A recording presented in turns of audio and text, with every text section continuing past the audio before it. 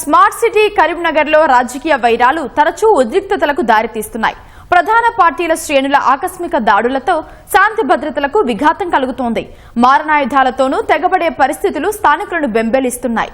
Congress, BRS, BJP మధ్య గొడవలు ఉద్రిక్తతకు దారితీస్తున్న పరిస్థితులపై మా ప్రతినిధి స్వామికిరణ్ గ్రౌండ్ రిపోర్ట్.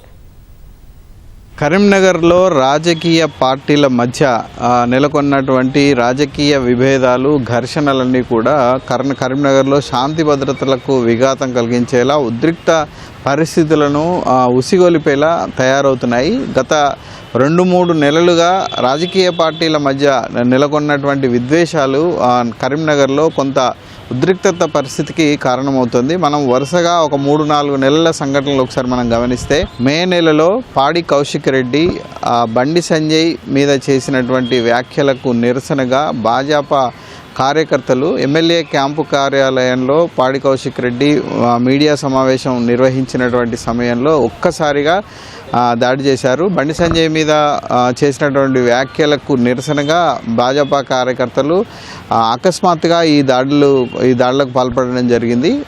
వాళ్ళు భాజపా కార్యకర్తలు ఒకసారిగా ఎమ్మెల్యే క్యాంపు కార్యాలయం మీదకి దాడి చేసి అక్కడ ఉన్నటువంటి పాడి కౌశిక్ రెడ్డికి సంబంధించినటువంటి కారు అద్దాలన్నీ కూడా ధ్వంసం చేసి చుట్టుపక్కల ఉన్నటువంటి ఫర్నిచర్ అంతా కూడా ధ్వంసం చేయడం జరిగింది. ఈ సమయంలో వెంటనే అక్కడికి చేరుకున్నటువంటి పోలీసులు పాడి కౌశిక్ రెడ్డిని అక్కడి నుంచి పరిస్థితి తీవ్రంగా కాకముందే అక్కడి నుంచి తరలించడం జరిగింది. ఈ దాడి అనేది అప్పట్లో తీవ్ర ఉద్రిక్తతకు కరీంనగర్లో దారితీసింది.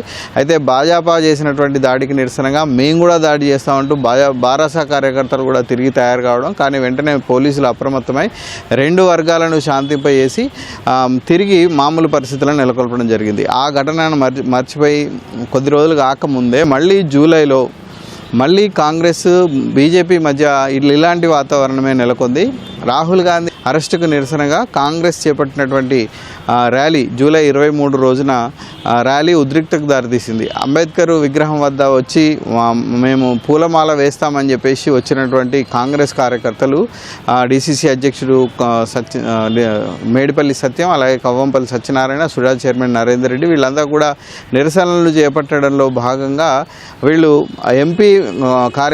ఎంపీ బండి సంజయ్ కార్యాలయం మీదకి దాడులకు వెళ్ళారు. ఒక్కసారిగా కాంగ్రెస్ కార్యకర్తలంతా కూడా బండి సంజయ్ కార్యాలయం మీదకి దూసుకు వెళ్ళడంతో అక్కడనే, అంటే భాజపా కార్యాలయంలోనే అటు బీజేపీ కార్యకర్తలు ఉన్నారు, ఇటువైపు కాంగ్రెస్ కార్యకర్తలు ఉన్నారు. ఒకరిపై ఒకరు కొందరు చెప్పులతో, తర్వాత కర్రలతో ఒకరి మీద ఒకరు దాడులు చేసుకునేటువంటి ఉద్రిక్త పరిస్థితులు నెలకొన్నాయి. వెంటనే అప్రమత్తమైనటువంటి పోలీసులు అక్కడికి చేరుకొని ఎంపీ కార్యాలయం దగ్గర పటిష్ట బందోబస్తు ఏర్పాటు చేశారు. దాడి చేయడానికి ప్రయత్నం చేసినటువంటి కాంగ్రెస్ కార్యకర్తల మీద లాఠీ చార్జ్ చేసి అక్కడి నుంచి వాళ్ళని చెదరగొట్టారు. ఆ తర్వాత అక్కడికి వచ్చినటువంటి వాళ్ళని కవ్వంపల్లి సత్యనారాయణ, నరేందర్ రెడ్డి ఇటువంటి వాళ్ళందరినీ కూడా అరెస్ట్ చేసి పంపించారు. అప్పటి నుంచి ఎంపీ కార్యాలయం వద్ద భారీ బందోబస్తు అనేది ఏర్పాటు చేయడం జరిగింది. ఆ ఘటనను కూడా మరవక ముందు 2 రోజుల క్రితం మళ్ళీ అటు భాజపా, ఇటు బారాసా కార్యకర్తల మధ్యన మళ్ళీ ఘర్షణ వాతావరణం నెలకొంది. మాజీ మంత్రి, ప్రస్తుతం ఉన్నటువంటి MLA Gangula Kamalakar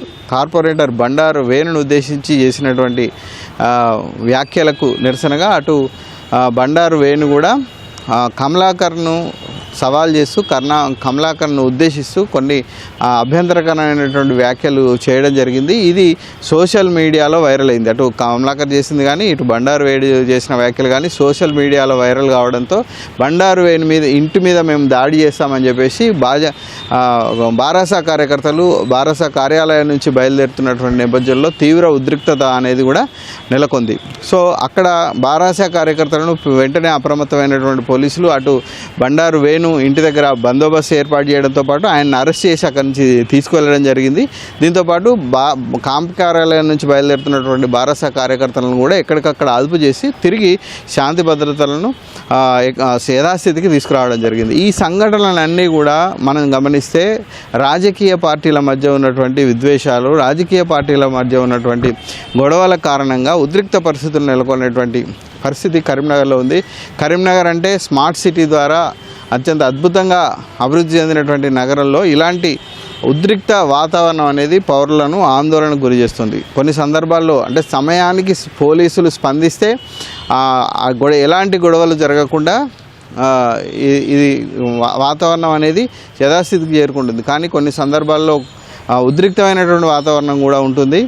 recently Bhajapa corporator Somidi Venu సంబంధించినటువంటి వ్యక్తులు ఒక వ్యక్తి మీద కత్తిపోట్లతో దాడి చేస్తే ఆయన ఆసుపత్రి పాలయ్యాడు. ఈ కేసులో భాజపా కార్పొరేటర్ సహా 7గురిని పోలీసులు అరెస్ట్ చేయడం కూడా జరిగింది. ఇది కూడా ఒక రకమైనటువంటి రాజకీయ వైరమే. పార్టీల మధ్య ఉన్నటువంటి గొడవలు శాంతి భద్రతలకు విఘాతం కలిగించేలా కనిపిస్తున్నాయి. ఎట్ ది సేమ్ టైం వాళ్ళు చేపట్టినటువంటి నిరసనలు అనూహ్యమైన, అంటే ముందుగా ప్లాన్ చేసుకోకుండా చేసేటువంటి ఒకేసారిగా చేసేటువంటి దాడులతో ఉద్రిక్త పరిస్థితులు నెలకొంటున్నాయి. ఇలాంటి పరిస్థితులు లేకుండా రాజకీయ పార్టీలు ఇక్కడ సంయమనం పాటించాల్సినటువంటి అవసరం ఉంది. పోలీసులు కూడా ఇలాంటి వాటిని పసిగట్టి ముందస్తుగానే వాటిని నివారించాల్సినటువంటి అవసరం ఉంది. ఇలాంటి దాడులకు, ఆకస్మిక దాడులకు పాల్పడేటువంటి వారి మీద కఠినంగా వ్యవహరించాల్సినటువంటి అవసరాన్ని మనకు ఇప్పుడు ఇక్కడ ఉన్నటువంటి పరిస్థితులు గుర్తు చేస్తున్నాయి. ఇకనైనా అటు పోలీసులు కానీ ఇటు రాజకీయ పార్టీలు కానీ ఈ రాజకీయ వైరాల విషయంలో, ఘర్షణల విషయంలో సంయమనం పాటిస్తారని చెప్పేసి ఆశిద్దాం. కెమెరామెన్ తిరుపతితో స్వామి కిరణ్, ఈటీవీ న్యూస్, కరీంనగర్.